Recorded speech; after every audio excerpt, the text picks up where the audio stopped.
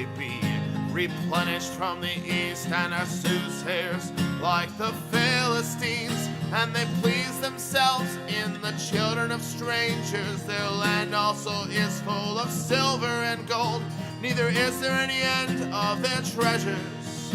Their land also is full of horses, neither is there any end of their chariots. Their land also is full of idols. They worship the work of their own hands, that which their own fingers have made, and the mean man boweth down. Hello, good morning. Welcome to Line by Line Bible Studies. I think the elastic on my microphone thing is just absolute. There is none left. Okay. We're continuing in Proverbs chapter 9. I anticipate we're going to go into chapter 10. Well, chapter 9 is only 18 verses, so let's just read the whole thing, and we'll go into 10 too.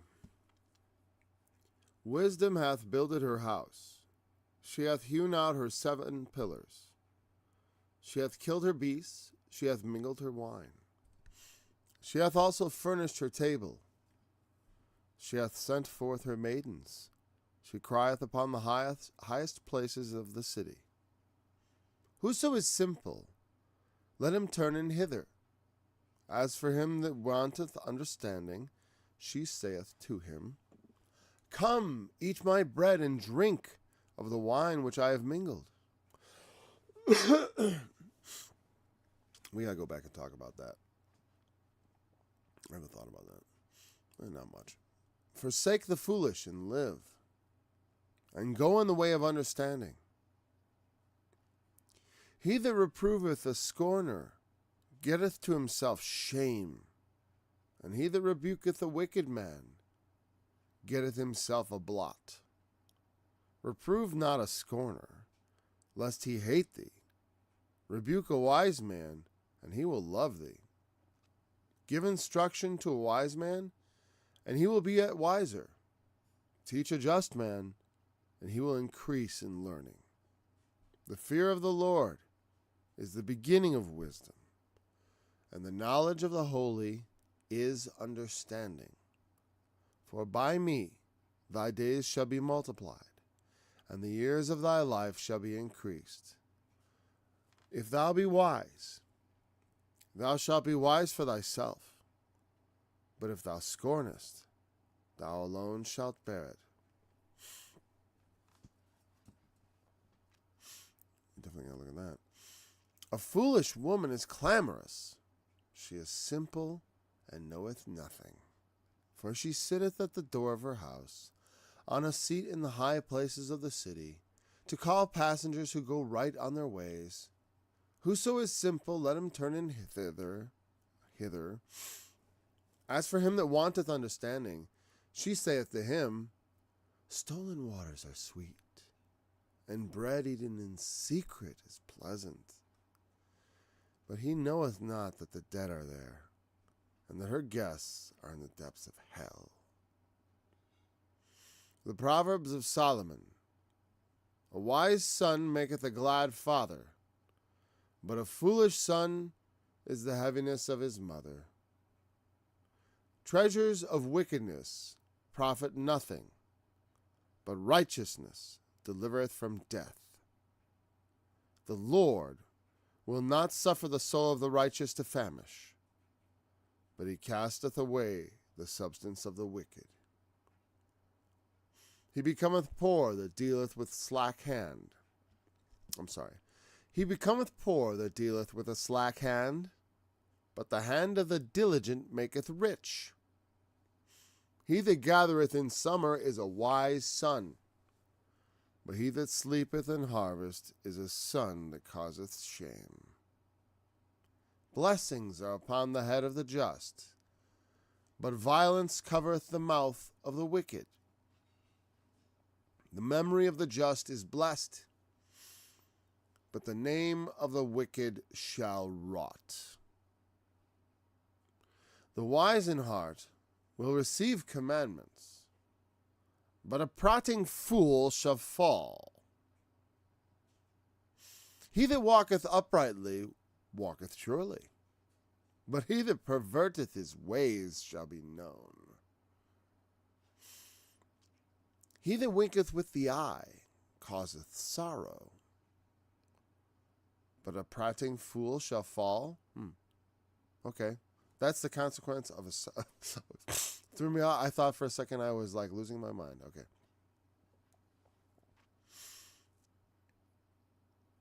Interesting. All right, the mouth of the righteous man is a well of life, but violence covereth the mouth of the wicked.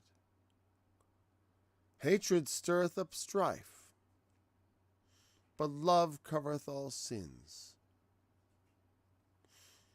In the lips of him that hath understanding wisdom is found, but a rod is for the back of him that is void of understanding.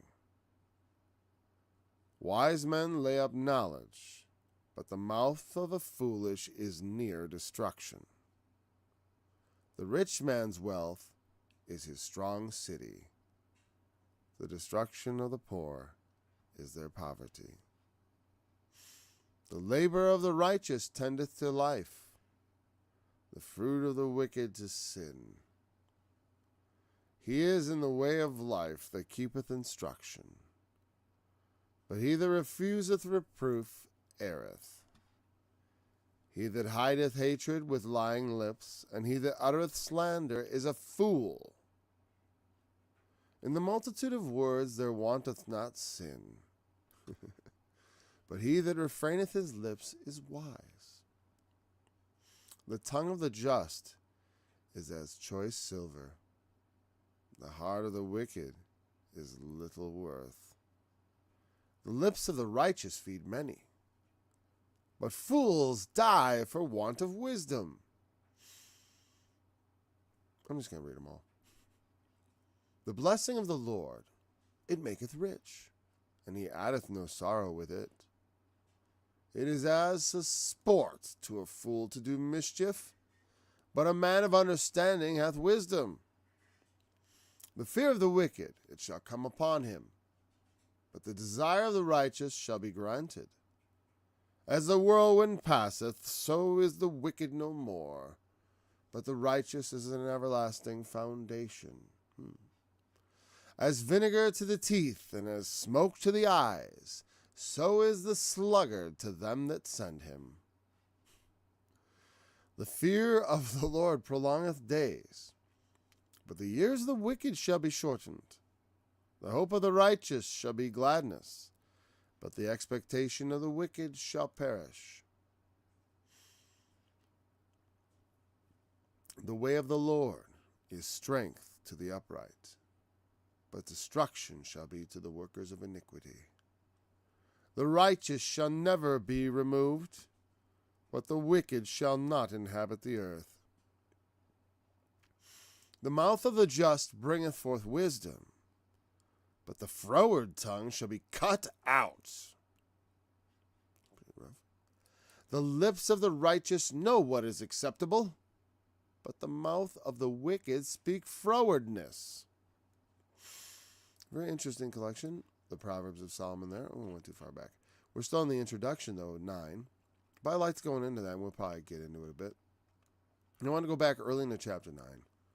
I like the thing about the multitude of words, man. That always... I know it. I know it. The more I talk, the more likely I am to be in error. You know, because that is the nature of man. There's very little I can say with precision and accuracy. You know, and it's true. You know, be not hasty to utter anything before the Lord, for God is in heaven and thou upon earth. Therefore let thy words be few. Nevertheless, it's like a lot of things. It's like, well, then shall we never speak? How shall they hear except a preacher be sent? Shall we put our light under a bushel? Conceal it, you know, intentionally?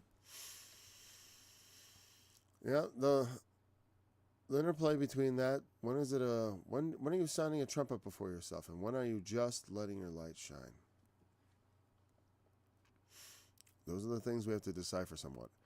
When she said about the wine she mingled, it made me think about all those different prophetic times wine is brought up, and I didn't really talk about it much because it used to be the kind of thing that was, it's a prophetic symbol. Like in the book of Revelation, the great whore is holding a cup of, in which there's this sort of mixture, this wine of the wrath of her fornication. It's like all of her sins go into this mixture. And it's like this disgusting, horrible thing. There is also this drink of the cup of the wine of God's wrath analogy that really gets fleshed out beautifully in Jeremiah, like 25, 26, in that area. I believe that's where it's at. Where he tells all the nations that they must just drink until they vomit and all that, drink and throw up and all that stuff. And the idea is that this wine represents things that it's like a cup they prepared for themselves. The drink you have to drink, just like Jesus going to the cross, and he said, "This cup." Some people try to say, "Oh no, that was the wrath." When he pours out the wrath, that's for other people to drink, not him. You say he doesn't want to do that? No, well, it's not really up to. Well, it is. Well,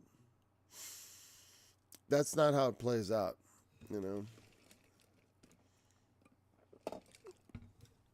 At that point, I don't expect the Lord to be gleeful in his wrath. But I don't expect him to be full of regret either, particularly. And also, it takes away from us the humanity of Christ to say that, to deny that he felt any, I wouldn't call it fear so much as just the anticipation, the terrible anticipation of crucifixion, and a desire to have perhaps another way. Nothing wrong with asking, and not why. Why should he want to? Do I want to actually do this? No. There are a lot of things I do for my children because I love them that I don't really want to do. Like if I didn't love you, I wouldn't do this, or sort of thing. No, I wouldn't be here if it wasn't for that. No, that's how it is. And it's like, yes, I do. Is there some other way? Maybe someone else could drive you. I like to have things for my children, but if I can avoid being places where I don't want to be, I certainly try to make that happen. And so that idea of drinking that cup. Well, here there's also the positive aspect of it, of course, like the Lord's Supper, which I think I mentioned slightly in connection with this. But the idea that she has mingled this cup of wine. And the analogy of when you drink, it has an effect. It has an effect on the senses. It intoxicates. And, and everyone understands that intoxication, okay, there's literal intoxication from alcohol, which is not good, right? And some people in moderation find there's no sin there, and I don't argue with that. But there's other types of intoxication. And we see that in the scriptures. For example, in Isaiah 29, where it talks about they're drunken but not with wine, they stagger but not with strong drink, because the Lord has poured upon you the spirit of stupefaction. He has closed your eyes. The prophets, the rulers, the seers have he covered. They couldn't understand, so it was like they were in a stupor. But there are other kinds that are more positive.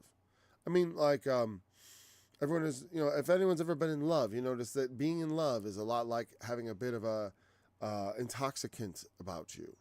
Your senses are not necessarily what they ought to be or what they normally are. All right. And so there is also that. And, and also there is, that in the sense of that when we drink of the Lord, there's also an altered state, an intoxication. I don't like to call it intoxication because it's not toxic. But you can enter a state of bliss, of peace. Similar as the false state of peace you might encounter when intoxicated is what I'm getting at. As through intoxication, people don't just do it because it's bad for you, obviously. Nobody does it because it's like, well, I want to toxify myself. No, nobody thinks that. Everyone's looking for the pleasurable things, right? For the release from responsibility or from the whatever. It happens to be the good feelings, right? Well, also when you're in love or when you feel loved or when you have a close connection with someone, with the Lord, You can feel a rush of pleasure not dissimilar from the positive aspects of intoxication or love.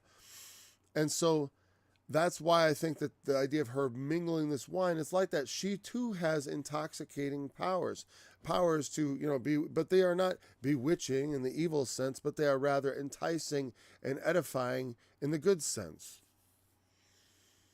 The wine she mingles is not intoxifying, but rather enlightening. I think of those weird, people go down to South America to drink. Someone told me they thought I would be a good person to go down there with, and I don't think so. I don't think I ought to do that.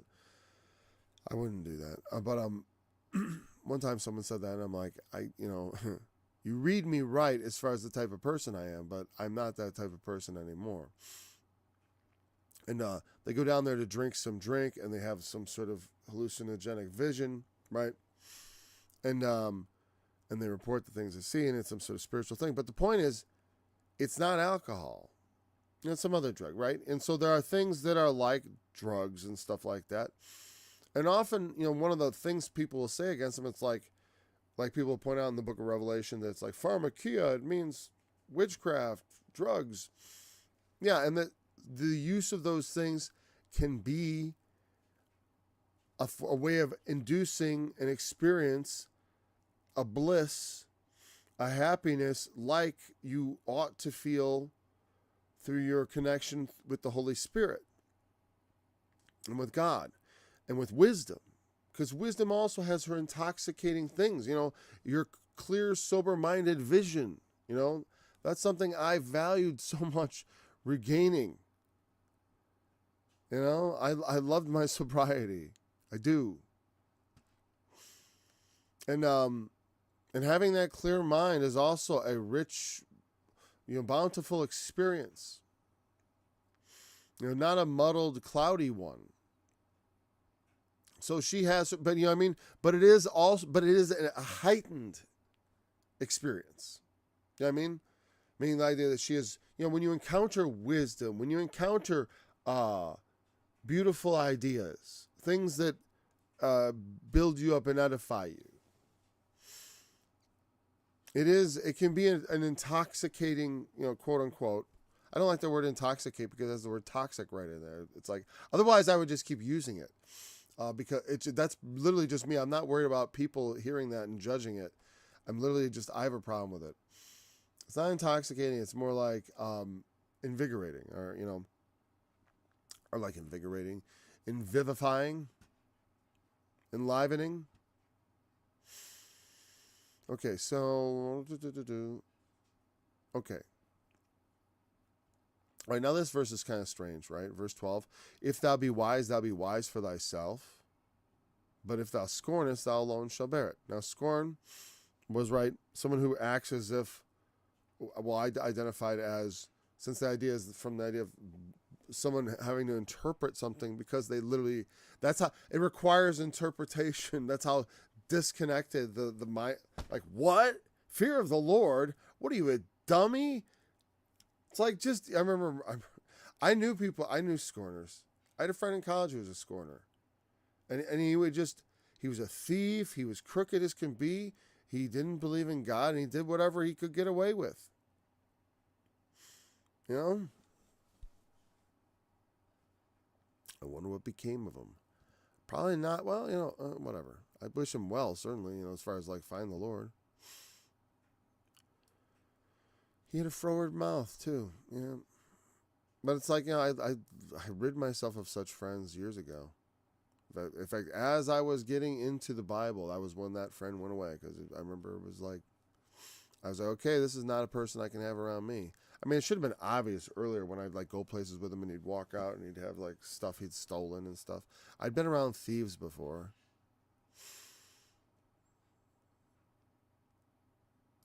That was actually pretty late, but when he did that, actually, it was surprising. It wasn't like he did it all the time. It wasn't like I knew this guy was a thief. No, I discovered he's a thief, and then he asked me to lie on his behalf, which I didn't do. I'm like, I'm not going to lie for you, dude. He stayed friends with me, though, which is pretty nice. I'm the one who broke it off because I got religion. Okay, so if thou be wise, thou shalt be wise for thyself. Sounds obvious, right? Hey, if you're wise for yourself. But if you scorn, you alone shall bear it. It sounds like honestly, if I just take away but and make that and, it seems perfect. If you be wise, you will be wise for yourself. If you scorn, you will alone will bear it. I think also the idea that if you're wise, you will be wise for yourself, and it also suggests, it is implied, that it will also be wise for others. If you scorn, you alone shall bear it? I'm not going to get choking on it. We're going to look at a different translation, huh?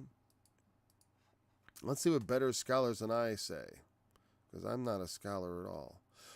Well, as far as I'm some sort of student, but I'm not a scholar of Hebrew or translations. Just a interested observer is what I describe myself as, right? We are all interested observers, at least, right? I'm not going to flatter ourselves. Verse 12, let's look at the devil's own translation, the NIV. Why? Because this is one where they thought they were doing it thought for thought instead of word for word. So they're going to try to convey meaning. So let's see what modern translations think this means. If you are wise, your wisdom will reward you. If you're a mocker, you alone will suffer. And I think, yeah, okay. The way I would rephrase this for modern English myself is this. There are personal rewards for being wise. And there are personal rewards for being a fool, a mocker.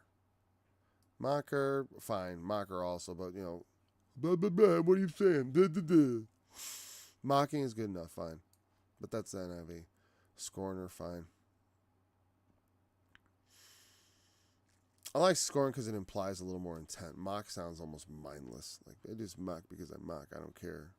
I just do mock like a mockingbird. Monkey see, monkey do, that kind of thing.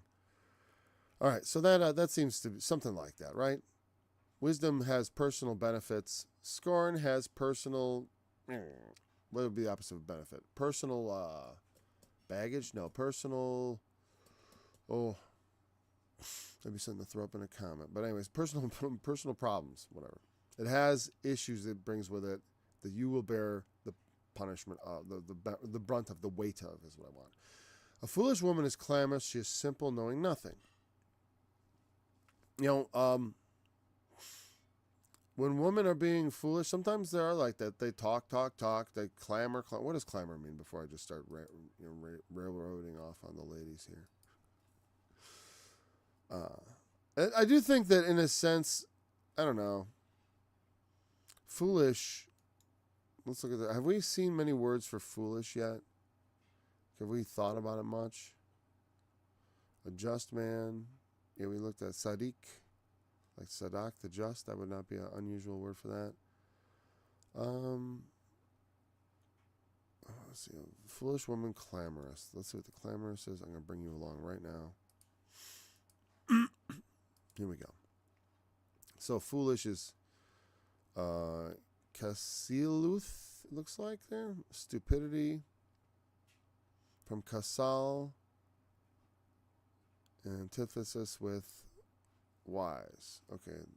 In fact, this is the woman, the foolish woman here is, I guess this is the stupid woman, as compared to obviously the wise. We are still finishing up that comparison, right?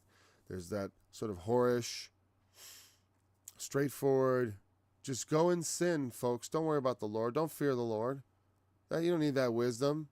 You need the wisdom that this is going to be one heck of a night for you, gentlemen, okay? To murmur, growl, or be boisterous. Yeah. She makes a lot of noise. Murmuring. Boisterousness. Yeah. I don't think that's what strong anything add. Primitive root, to make a loud sound like English hum. To be a guest. Great commotion. All right, whatever, fine. So she is clamor. She makes a lot of noise. There is a lot of loudness and noise to the folly of women, isn't there? Oh, gee. I don't know. The thing is, a woman that is a a humble spirit, a quiet spirit. Like the scriptures describe, is of great price. Can't even put a price out. I love my woman. I think females are a great thing the Lord invented for males. Problem is, some of them are just crazy. And right, and the only ones that take offense to that are the crazy ones, right? The rest of you ladies, I think, understand.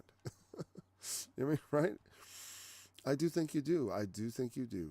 Because I can't possibly be talking about any of you ladies, right? But it's like, and the thing is, yeah, because they get an idea, and anyone can be like this, by the way, all right? Remember, this is the embodiment of the foolish spirit as the foolish woman as opposed to the wise. Nobody ever gets upset, they mock the idea of like the wise Latina, all right, whatever, the wise, whatever. I was gonna say the I don't know what the wise Hebrew-ess, whatever. And then the foolish, though. There's also the foolish, whatever ethnic group you want to assign foolishness to, of all of us, really. The foolish white woman, the foolish black woman, the foolish red woman, the foolish woman. They always come out the same, though. They make a tumult, loud, difficult to deal with, simple-minded thinking, often very just about passions and lusts, cravings, desires. I want this, I want that. Desires for wealth, desires for excitement. Just those kind of, when you think of the things, when I think of the things, I guess, I chose for myself a woman based on zeal for the Lord. And if you're as zealous as I am, you'd be foolish to do anything else. And also if you're just it's not necessarily a question of zeal, but maybe there's different gifts, right? You want someone who has your level of passion. You don't want someone who demands you do Bible studies if it's not in you to do Bible studies. You don't want a wife who's like, oh, like that guy, I mean, my gosh. But I need someone like that. A wise wife does a wise woman, and and all that. I could go on about that in a sense. But like I said, I don't think this is so much about judging us as individuals. It's just the wisdom that's from beneath, the carnal, the false wisdom, the lies. There's an overlap I talked about. In fact, in some of Solomon's Proverbs, there were things there that I thought, that's not like a gospel truth, but it's an earthly truth. There's some stuff like that in Proverbs, because these are observational, many of them. And they're not even absolute, some of them, right? Because it's that's the way it goes. That's the way of life. That's what wisdom says. It's not just this overly simplified axiomatic. Some of them sound somewhat axiomatic, but it's not quite that way. Like I said, people think the quick and easy path. And they think, well, I did it and there's no consequences. What are you talking about? I fornicated and I enjoyed myself. I'm going to go do that again. I'm going to do that again because that was simple. I fulfilled my lust. I threw a tantrum and he gave me more money. I threw a tantrum and he gave me the car I wanted or whatever. I don't know. I don't deal with women like that. But I know, I've seen relationships where the woman is worldly and desiring things and discontent, and the things of God are the least of her concern. There's no long-term thinking, except for long-term how much money can we save up for the future, that kind of thing. That kind of long-term thinking. Oh, she's good at that. She knows what she understands the simple logic of a fat bank account. She understands the simple logic of those of a the simple logic of a quick sexual encounter. I just got to use the words that describe what I'm talking about, Paul. It's a result of vulgarity. It's still vulgar, but I won't use the vulgar words lest we offend people, right? Yeah, she understands that simple logic, But like the idea of like long-term thinking, consequences, and just the fact of even if it never gets found out in this world, to understand that you must answer to God. That kind of little complicating factor just doesn't come into the calculation of this kind of wisdom, of this foolishness. We don't call it. It's a woman because they're similar. They both offer us something. They both beckon us to come and listen to them, and one is stupidity and the other is wisdom. Like I do like the word stupid because it is better than many other things, because it doesn't mean you can't be intelligent. It just means you're being stupid, as though you are one intoxicated and drunk, stupefied. And therefore it's not picking on people who are born with less intelligence, because no one's born stupid. Okay? You may think that people say that stuff, but actually the word itself, I guess someone could be born that way. No, not really. Because it means to have entered into a stupor. Born in a stupor? Whatever state you're born in, if you put alcohol on top of it, that's what a stupor is. Okay? I think. And stupid has something about it. Not sensitive to the truth. Not sensitive to what's right. For she sitteth at the door of her house on a seat in the high place. Yeah, she has a perspective. She can see. She thinks she knows. I'm sorry, I'm supposed to be back over here. Whatever, it doesn't make a difference. Right? She knows everything. What are you talking about? She sits in the door of her house. She sits on the high places of the city. She knows everything in her own mind. But she knows, the reason it says she knows nothing is because she thinks she knows everything. Because of the simplicity. If you look at life, this is why teenagers think they know everything. Because they're simple. Okay? They're simple. My teenagers, I don't have that problem. Well, they probably do, but they don't make it a problem for me. And I guess probably because, whatever. I guess because I have, what it is? That attitude, I think, comes from separation from parents and teens. Because if your teenagers know you and you're around and stuff and know what you're capable of, they're not going to start acting like you don't know what you're talking about. Like they know Dad makes mistakes and Dad owns his mistakes. That's no mistake. Everybody makes mistakes. Nobody's going to get on me about my mistakes. I'll tell you that. Or I hope not, because we all make them. But one of my mistakes, I don't go around is acting like I know everything.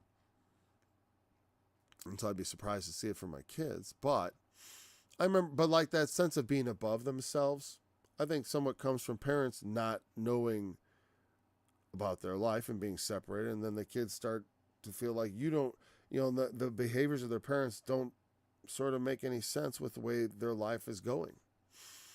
And that alienation makes them feel like, their parents really don't know anything about life, about the way they're living their lives or whatever. I don't know. Because I haven't really dealt with that kind of a situation. I think it's better to keep your children close till they're ready to be adults. That's the thing. You give them into the care of, here, we'll give...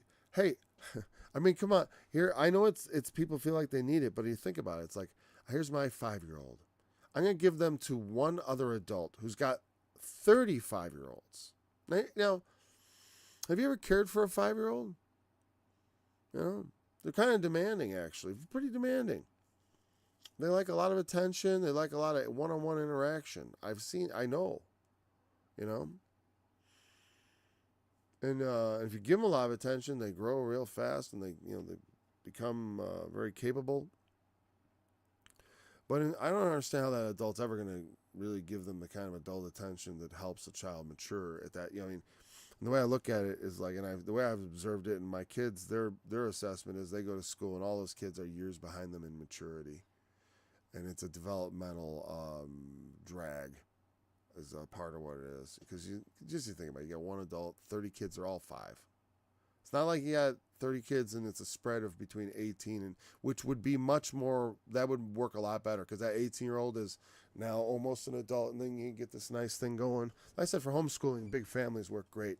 It's not so much with 2 kids. You better make all kinds of connections with people, because I don't think it works so well with a small family. You got to combine with people then. It's a good idea, let's just say that. Or your kids are going to come out a little bit like hermit crabs. Not hermit crabs, but just hermits. I don't know why I said hermit crabs. Just I think word association. Okay. So she also, she calls. Hey, be stupid. Come with me. Come with me. Obey sin. Do the unrighteous thing. Shed innocent blood. Come on, let's go. No one cares. God isn't real. You can do whatever you want. I don't believe that, that is foolish. Anybody who's really encountered God knows how foolish that is. I feel sorry for people that don't have the hidden wisdom, which God hath hidden in that mystery that he spoke of in 1 Corinthians chapter 3, right? Or 2 or 1 or whatever, early in there. Right? Which none of the princes of this world knew, because if they had known it, they wouldn't have crucified the Lord. No. Right? You wouldn't murder the innocent if you knew, oh, well, that's going to be lights out for me for sure. I actually won't get away with it, and I'm losing out on basically an infinite future. Some people think human beings, well, we couldn't handle infinite. I'm not planning on being human for infinite future, by the way. I'm not going to be entirely human. Am I? Are we?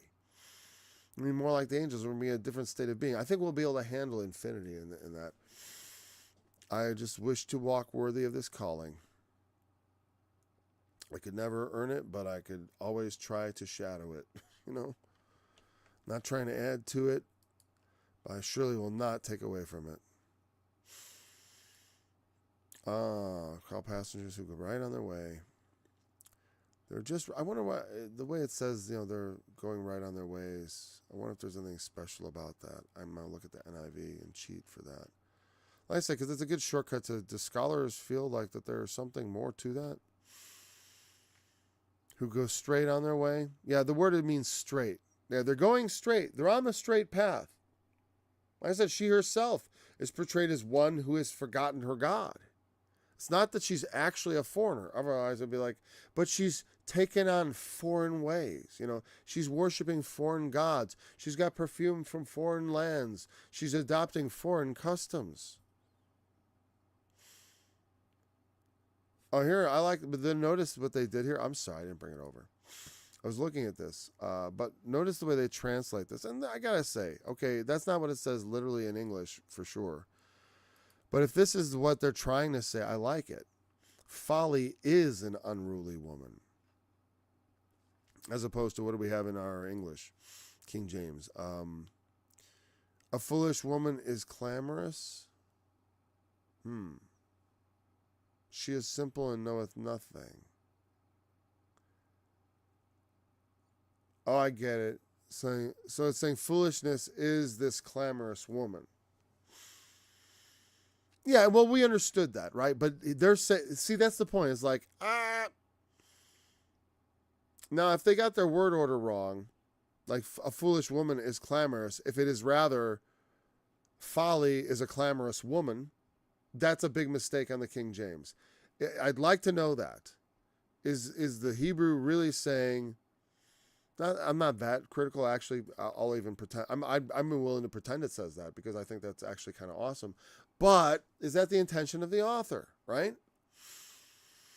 A foolish woman is clamorous, or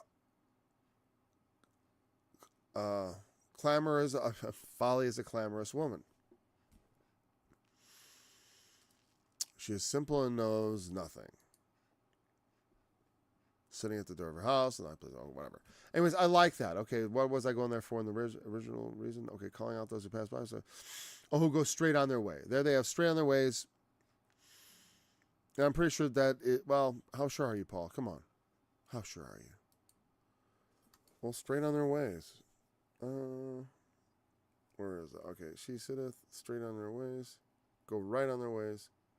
Yashar, to be smooth, straight, or right. Okay, I'm not going to bring it up, but I just checked it. Okay, so that is, I am sure that means straight. Okay, not right in the terms of right and wrong, not right in the terms of right or left, but straight, right as in straight. And that's one of The word right is a problem like that because it can mean, upright, right angle, And a right angle is actually opposed, but it also means upright and all these other things. Anyways, let's go on to the next verse. Who go right on to call those who are on the straight and narrow, to who, let him turn and whoso is simple. Let's check that word again. Does it still mean the same thing? I'm going to just check it. I'm not going to bring it up. Yeah, one, singular. Again, Pethi, one. Be harmless as doves. Which is, there is a simplicity in Christ which is beautiful, which you don't want to mess with. And people who do are foolish. We start adding to what we need to preach to people, to believe on the Lord Jesus, to trust in him for their salvation. And that is salvation. That belief and trust in him and his resurrection, when that is genuine, I will see the fruit thereof. And so will the Lord, and it is perfect and done. But you don't add to that work because it's the Lord's work. He makes you saved. All that happens afterwards is more of his workmanship that we participate in, but is not salvation itself. Salvation itself is only by his blood. And people try to add that. Oh, but you got to keep the commandments. Oh, you better keep the Sabbath. Oh, it's getting more complicated than that. No, it's not. But many other things are. Like the Sabbath. It's not so simple anymore. It used to be, thou shalt keep the Sabbath. Well, you know what? The wisdom in Christ is a little more, let no man judge you in any Sabbath. You know why? Because Gentiles and stuff. Are the Gentiles going to be required to become Jews, to become believers in Jesus? That question was dealt with in the New Testament. And it's dealt with in a way that says that some things, as Paul, and I'm a follower of Paul, and while he may have gone even farther than the council originally said, I do believe many things are just left to conscience. And the main thing is you watch out for your brother. Don't let your whole conscience thing become like something that's a stumbling block to your brother. That's what annoys me about people who like to get too excited about you don't need to be baptized. It's like, well, wait a second. What about the brother who really thinks he does need to be baptized? Oh, well, whatever. It's like, no. You don't make, like I said, we're not here to tempt God or to show off our faith as some sort of, flex of like, I have so much faith, I don't even need to be baptized. I have so much faith, I can see prostitutes. I have so much faith. I mean, where does this end? Now, I know usually it doesn't go right from I don't need to be baptized to I can see prostitutes, right? It doesn't jump there so easily. But I don't think it's good to when a brother's weak and feels they need to do something. Because a lot of that comes out of weakness. I needed to be baptized because I needed more of God's Holy Spirit to strengthen me. So if you're like me and you need to be strengthened, it's like sometimes you do things that indicate weakness. Just like praying for the sick. What do you think? Why do you anoint the oil? Why do you and we could just lay our hands on them and within faith, right? Why do we put oil on them too? Because there's weakness here. We don't all have the faith we need, and we're going to do even more. We'll lay our hands on them, pour oil on them, and baptize them at the same time. I don't care. It is weakness sometimes to do extra things that aren't necessary. You don't have to do that. You only have to have faith. Of course, you only have to have faith. But don't mock those who do right. Sometimes it's a little more complicated than your cleverness. It's like, well, you can just throw yourself off the temple. God will bear you up in his wings. It's simple. Read the word. He will bear you up in the wings, lest at any time you dash your foot against a stone. Can't you read the word? Thou shalt not tempt the Lord. What do you don't believe the word? It says you can just throw yourself down and look at you can't dash your foot against a stone.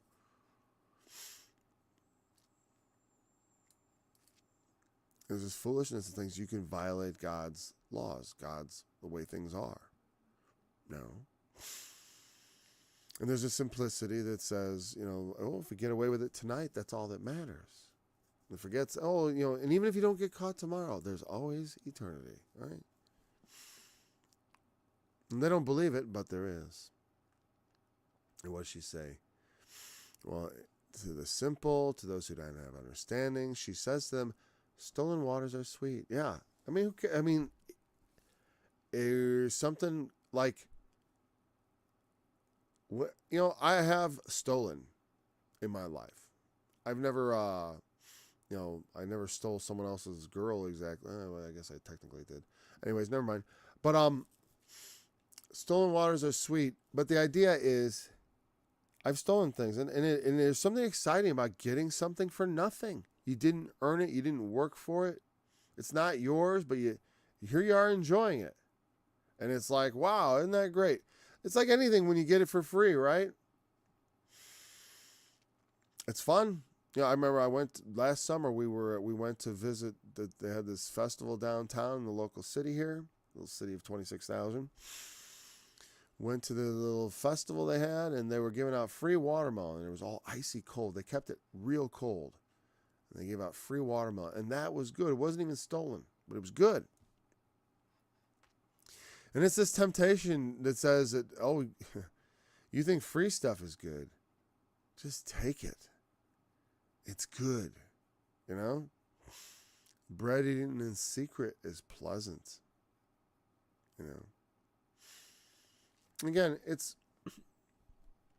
that you can take goodness to yourself in a way that violates the rights of others, the law of God, right and wrong. And you can kind of quietly go away and enjoy that yourself and pay no consequence for it. Like, take it, nobody catches you, you go away, you eat the bread in secret, and now it's gone. The body, there's no more body. The body's buried. They chopped it up in the wood chipper. They burned it up in the fire. There's no evidence of the crime. And boy, feels good to get away with a crime, doesn't it? Feels good. There's a certain relief, right?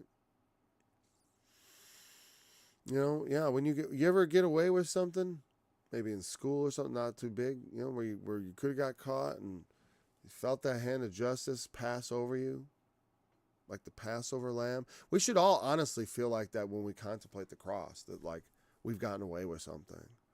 But we should rather fear. Like having now been released. People often say how unjust it was. That someone else should suffer for you. I know it's terribly unjust. He didn't really, he thought maybe there'd be a better way to do this than have him have to suffer on my behalf. Okay? But he did it. And so therefore, now we've received it. It's a free gift. You don't have to steal anything. You can inherit everything. And it's free. But you have to have faith. And that only comes by revelation from God, in my opinion, as far as according to the scriptures, as I read it. Bread eaten in secret is pleasant. Sure, until the light of day comes.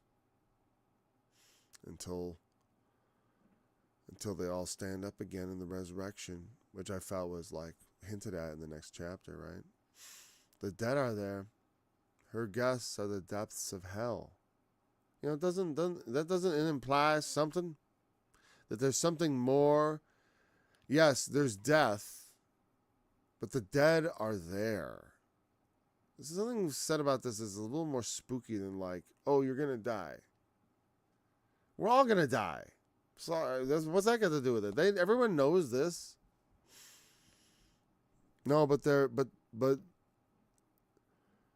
in the existence of life and from the beginning, when God made men, as it says in the Psalms, he hath put eternity in our hearts.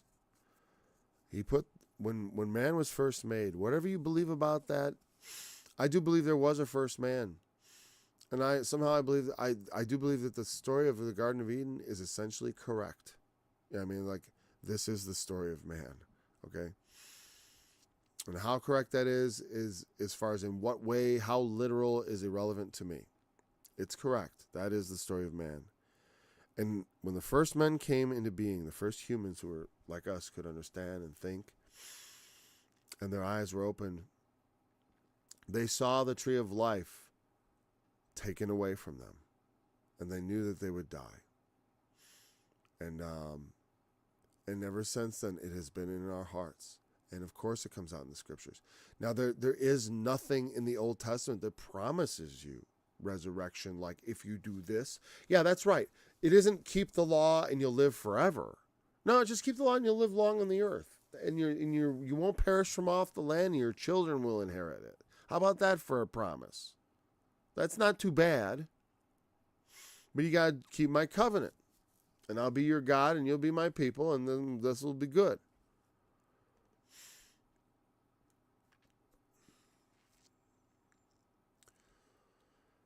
But when they disobey, when they go away from his commandments, that's death. And as promised always. But not just the normal death, but the abode of the dead, Sheol, the depths of the grave.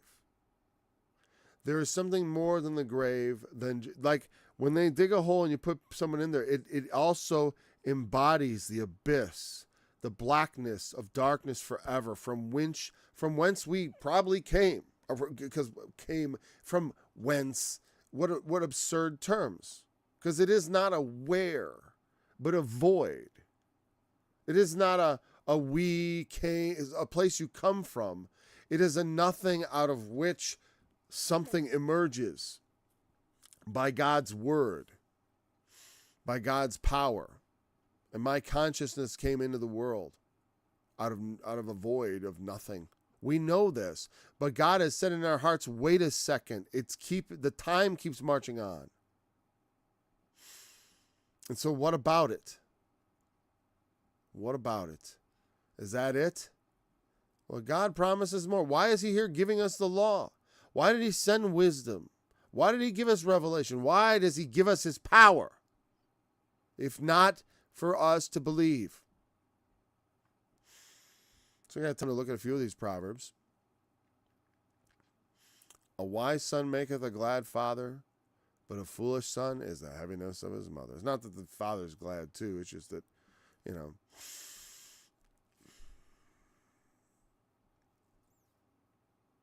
I don't know why. I don't know if I need to make any deal about the fact that the mother and father were swapped. I assume that was just for, there's like a certain poetic beauty to it, right? And so it is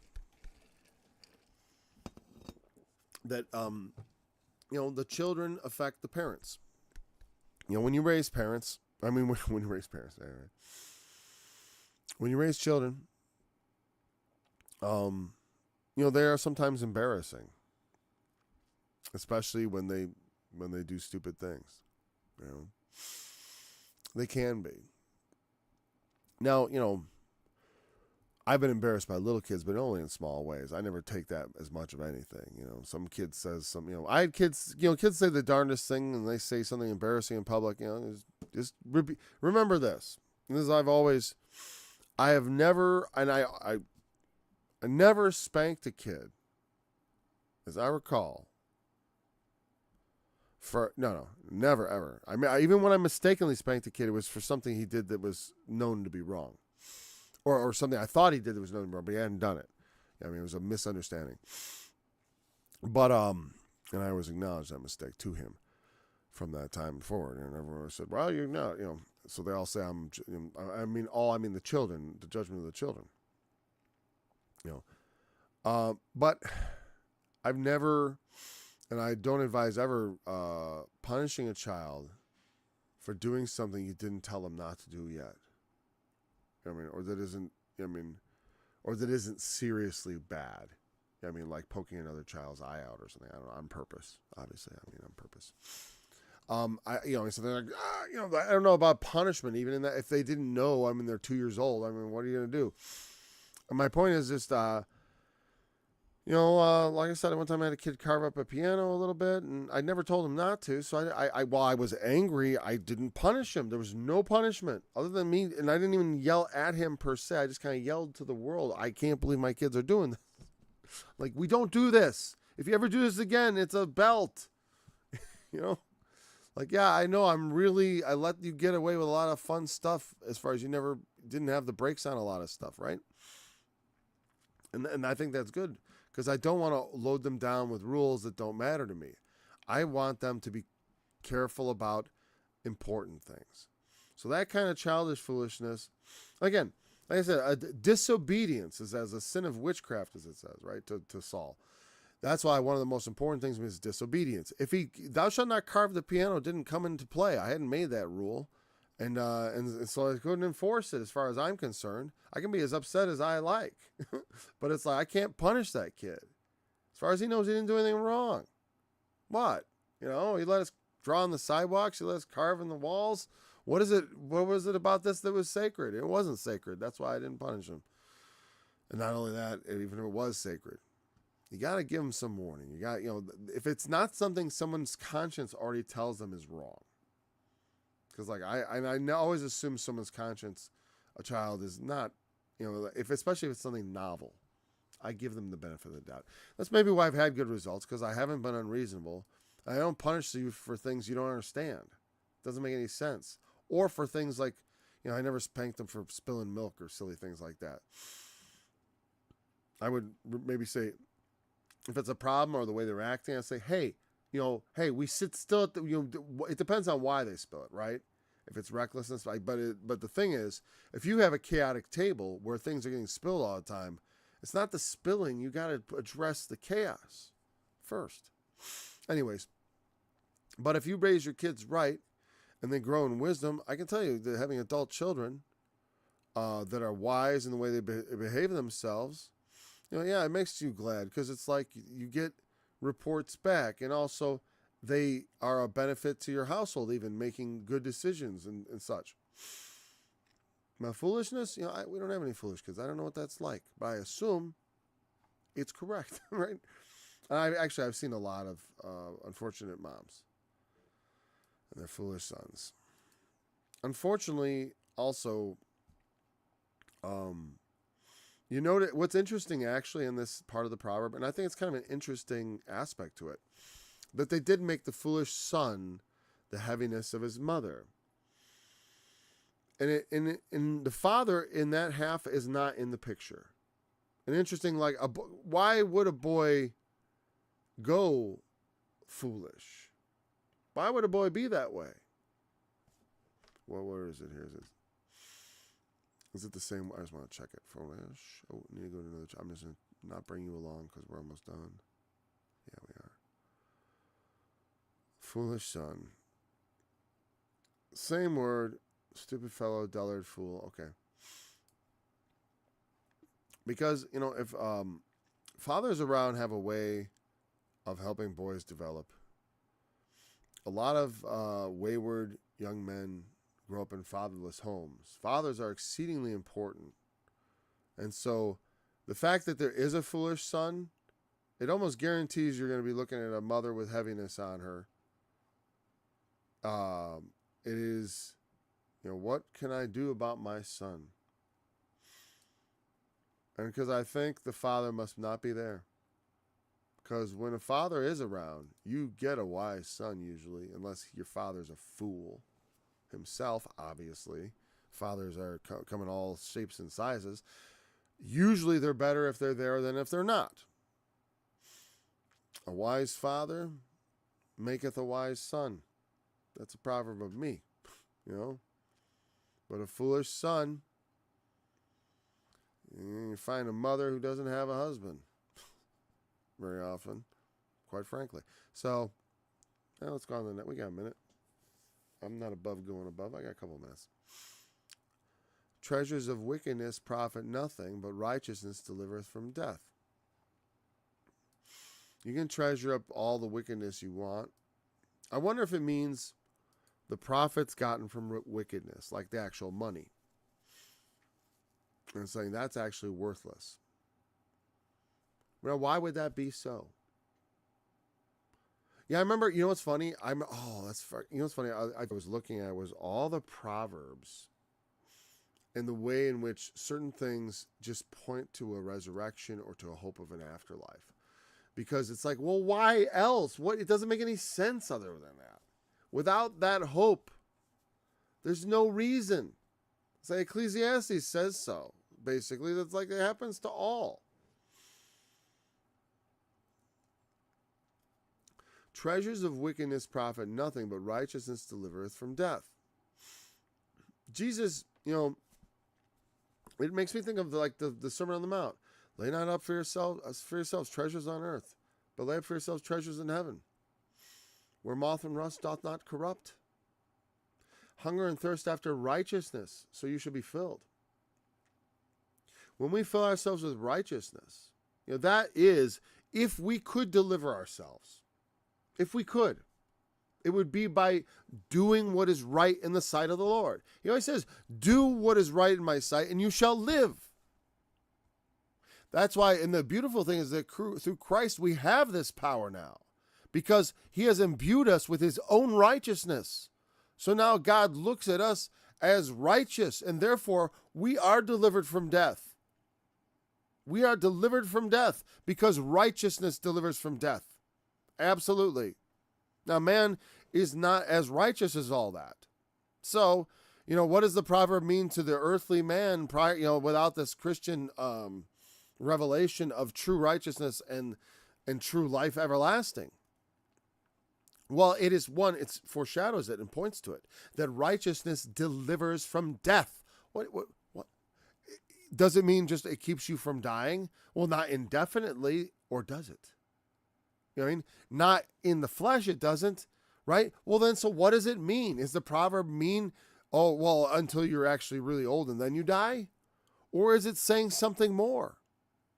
See, why else would the treasures of wickedness profit nothing? For some people's perspective, it profits a whole lot.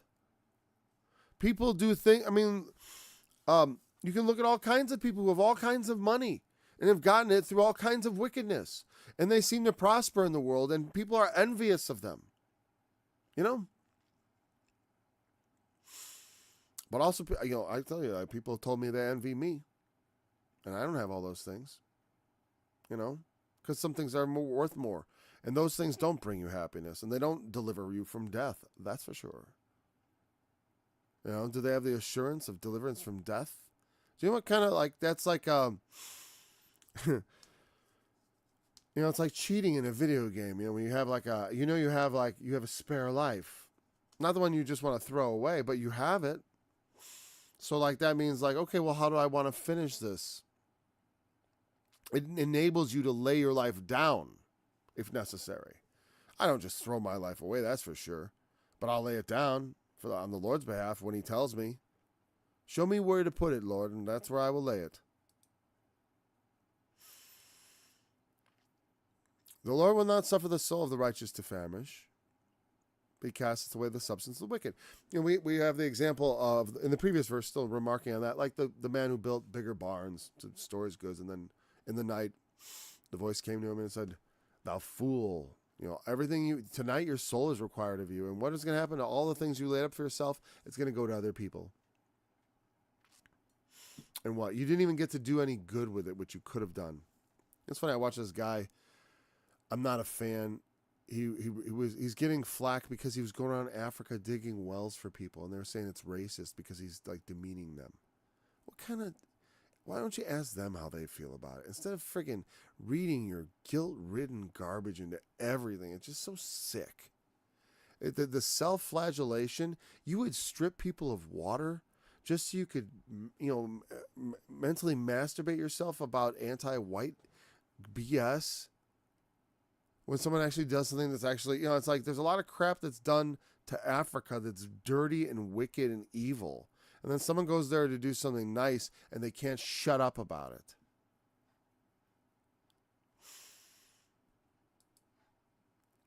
But, it's like, yeah, you can treasure up your money, especially that wickedness. Treasures of wickedness profit nothing. Look at, honestly earned money is not treasures of wickedness, okay? And they, like bodily exercise, profit a little while. While you're in this flesh, you need to earn money, take care of yourself, and it's good to earn extra so you can do something with it, because, if you spend a lot of time working, you want to get a lot of money from that work, because you don't have enough time to support the Lord or to do whatever, or whatever. Like I said, bringing water to famished people I consider to be more important than sending money to Paul Strangini. It's like, since I have a house and a thing and a blah, blah, blah. Whatever. I said, even though, I love the way whatever, I'm not going to talk about it, because I love talking about money. He will not suffer the soul of the righteous to famish, but he casts away the substance of the wicked.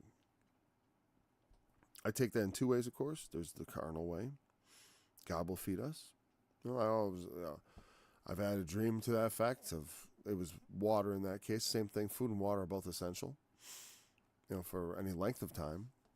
But it was the tribulation. I had no mistaking in my mind what I was in, and I had the bottle of water in front of me except it was empty, and there was no water because the water was all bad coming out of the ground, and so I fell into it, and the water started filling up from the bottom of the thing. And I remember how it said, and I'm not going to go into the dream, it's not important, but my point is, the Lord has ways of providing for his saints in their extremity. You must believe in these things. You saw Jesus walk in the water. That isn't just a fable. It's not just like something Jesus did to show off. It wasn't something he did to show that who he was to his disciples. But it also tells us something. It also teaches us to have faith. And in the extremity, especially when we come to the ends of the world, nothing is impossible with God. And that we will do things that we thought were impossible. And we can do things that people think are impossible. I believe that. I do, because he convinced me. So I'm not worried about, I don't have like, I wish I did, because I don't know if we're in the end times. And we live in some perilous times right now, okay? And, but, I could starve to death through lack of preparation.